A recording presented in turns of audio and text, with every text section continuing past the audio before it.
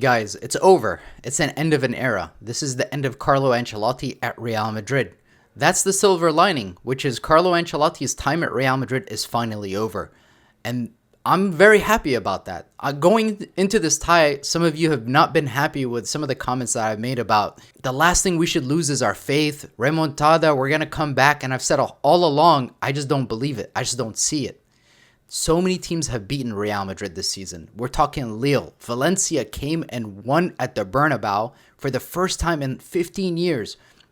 Valencia had 3 of their key players on purpose suspended for that game because they knew they were traveling to the Bernabeu, and in their minds, they had such a poor away record that there was no way that they were going to travel to the Bernabeu and win.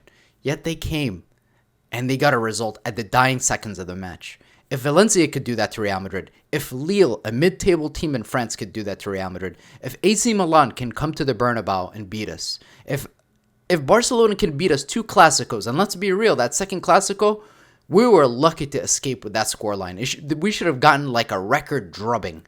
You don't just all of a sudden make a remontada against a team that's organized, that's been recruiting some of the best players in the world for a long time. Saliba is one of the best center backs in the world. Declan Rice, they paid over $100 million for him.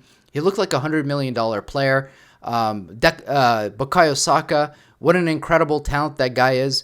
But let's not get this twisted. Arteta also is overachieving with the squad.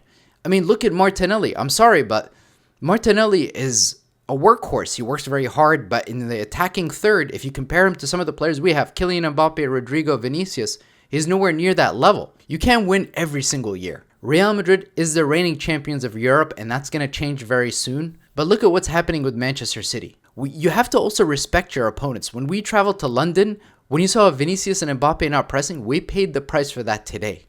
Real Madrid is eliminated from the Champions League, and rightly so. We don't deserve to win the Champions League this year. When I look at PSG and I look at Arsenal and the way they work collectively as a unit, both teams, you say to yourself, man, what could Real Madrid achieve if they played like this?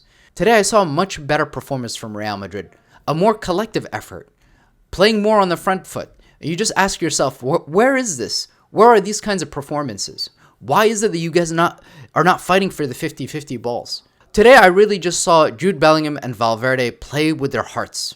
Both guys gave it everything. Jude Bellingham was practically winning every single second ball. Valverde was chasing down the ball, pressing, putting in tackles. He was fighting to the last second. Those guys deserve our respect. And to be fair, today Vinícius was pressing, Mbappe was pressing. They were working off the ball.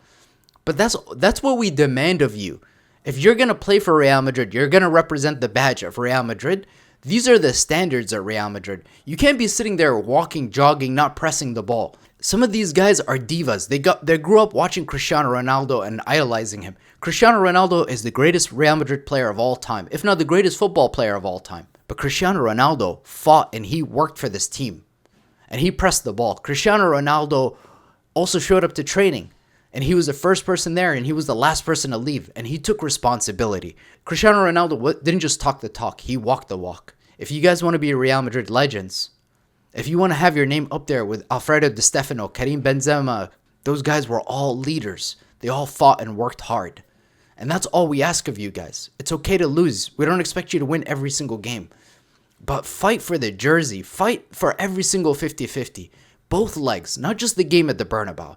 You guys showed up today and you played with heart, and I saw that you guys wanted to win. But I didn't see that in London, and that's where this tie was lost. It was lost in the first leg.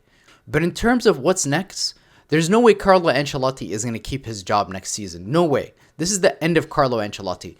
And I don't know about you guys, but I'm not optimistic about this Copa del Rey final and what's to come for La Liga. We're not going to win anything this season. Everybody knows that. It's just a down season for Real Madrid. Real Madrid's best team was the 2017 team. The team that won the treble. If you look at every single player in every single position for Real Madrid, you will say to yourself, literally, it's the best player in the world in every single position. Dani Carvajal, Marcelo, Sergio Ramos, Varane. Look at that back line. Now compare the back line that we played against Arsenal in that first leg. It's just not good enough, guys. Look, all I'll say is the following. We all knew deep down, the people who watch Real Madrid day in, day out, I have not missed a single Real Madrid game this season. I've watched every single game, even the Copa del Rey games, every game. And what I saw made me believe that there was no way in hell we were going to make this comeback. If Alexander-Arnold is really a Real Madrid player, and we're going to bring in Dean Huijsen, and if we're going to bring in a ball-playing midfielder, these are the kinds of players that would do really well with a manager like Jurgen Klopp. Many of you guys have been seeing these leaks about Jurgen Klopp potentially coming to Real Madrid. Although we've been linked with Xabi Alonso for the last few months, I'm telling you guys, if you can get Jurgen Klopp, he is the man who is going to take these players to the next level. Let's not forget, Jurgen Klopp is the one who wanted Camavinga, he wanted Tchouaméni, he wanted Mbappe, he wanted Vinícius, he wanted Rodrigo. These are all guys that were linked with Jurgen Klopp when he was at Liverpool. And another underrated quality with Jurgen Klopp is his man management. This is a guy who can manage egos. Has he had some falling out with some of the players because of his intense style of playing? Yes. But at the end of the day, if these guys want to play for Real Madrid, they need to do a lot better. I saw Carlo Ancelotti make some substitutions today. He brought on Endrick, played him on the right-hand side. I didn't like the cameo from Endrick playing on the right. Obviously, he loses the ball in a very dangerous place. The kid is still very raw. He needs to play down the middle until he starts building some fluidity and comfort. If this turns into a season where we're not going to win any sort of titles, at the very least, what we need to do is give minutes to players like Arda Güler and Endrick to develop these players more. And I know one thing for sure. One of the things that really cost us throughout this entire season is all the injuries. The injury to Tchouaméni. Tchouaméni today was one of the best players on the pitch for us. Talk about the number of defensive interventions that Tchouaméni made. Tchouaméni was amazing. And where would we be in this tie if we had Tchouaméni for that first leg? Defensively, we don't have anybody who provides us what Tchouaméni does. Part of the reason why Real Madrid lost this tie to Arsenal is due to the injuries and the suspensions. And part of the reason why we had this many injuries is because of the lack of squad rotation. Carlo Ancelotti did not rotate the squad. And eventually we started sustaining more and more injuries. More and more players were not available for Carlo. And let's not forget, the games that we are winning, we're barely winning by a very thin margin. Part of the reason why we lost this tie is because Carlo Ancelotti played his best 11 for every single game. A lack of squad rotation led to injuries. Real Madrid lost this tie because of Carlo Ancelotti's mismanagement of the squad. And going forward, and I think the board is going to give him the rest of the season, no matter what happens with the Copa del Rey final and the league. But let's not get this twisted. The people in the boardroom at Real Madrid knows this is not up to standard with Real Madrid. You didn't really see a solution today. You saw Jude Bellingham play as a 10. You saw a little bit of shape shifting. You saw Valverde play a little deeper. Lucas Vazquez pushing higher up the pitch in possession. But overall, you could not unlock the Arsenal defense. We knew we had to score early. We couldn't do that. And it's no surprise that we got knocked out. Next season, Real Madrid will be back, but they need to make some pretty big summer signings. Obviously, we have one with Trent coming in the summer. We clearly need to enhance our fullbacks. We need somebody to come in. You cannot rely on Ferland Mendy and Frank Garcia going forward into next season. And you need somebody playing in the middle as a playmaker. Because since we lost Toni Kroos, we have not had anybody as a ball progressor playing down the middle. This team lacks balance. Carlo Ancelotti has talked about that all season. And unfortunately for him, he has not found the balance. So this is the end of an era.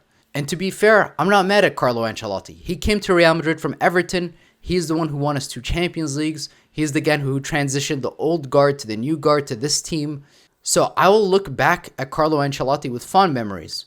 Yes, he's the guy who could not find some tactics and way to string passes together. He's the guy who could not unlock the Arsenal defense. He's the guy who could not find solutions to deep blocks. He's the guy who hasn't necessarily helped some of these younger players like Arda Güler or Endrick make any kind of strides at Real Madrid. And he's the guy that did not help Camavinga reach that next plateau in his career. This is a guy that it took him 60-70% of the season before he figured out his best 11. But that's all I got for this one, guys. I knew this was going to happen. I'm not surprised. Enjoy the rest of your day. It's just football. Next season, I have a feeling Real Madrid is going to be a much stronger side. We're going to come back hungrier, more motivated to win the Champions League, and we're going to stop underestimating our opponents.